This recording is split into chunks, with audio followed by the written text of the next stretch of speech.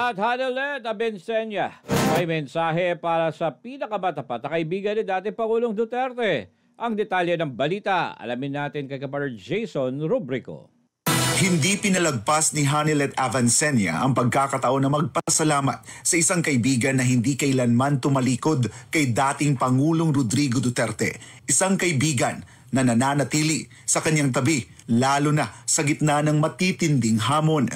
Ang taong ito ay walang iba kundi si Pastor Apollo C. Quiboloy, isang tapat at matagal nang katuwang ni Pangulong Duterte sa maraming laban at pagsubok sa buhay. Sa kabila ng lahat ng pagsubok, nanatili si Pastor Quiboloy sa tabi ng pamilyang Duterte, isang tunay na halimbawa ng pagkakaibigan na sinubok at pinatibay na ng panahon. Of course, a good friend of ours. Pastor, dagang salamat kay, you know, you were the first casualty. Kita gyud mi gyud sa kapag daog-daog. But gingnan gyud nako siya.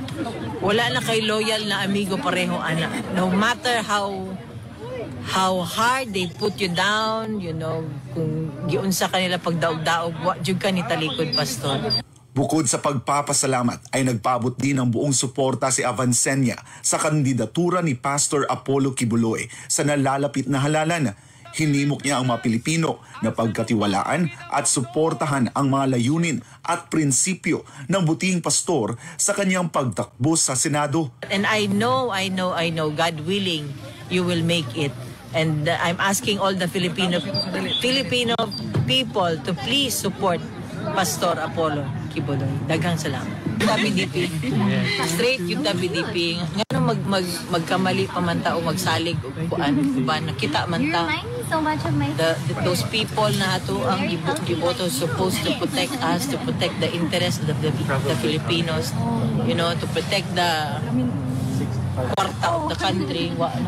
Nanawagan din si Kitty Duterte, ang bunsong anak ni dating Pangulong Duterte sa publiko, na magbigay ng buong suporta sa buong PDP laban at bumoto ng tuwid sa darating na eleksyon.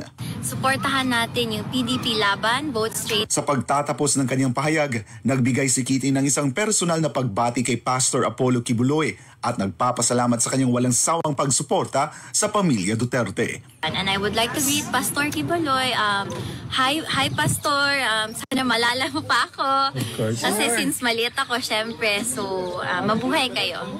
Para sa Diyos at sa Pilipinas kumahal, ako si Jason Rubrico, SM9 News.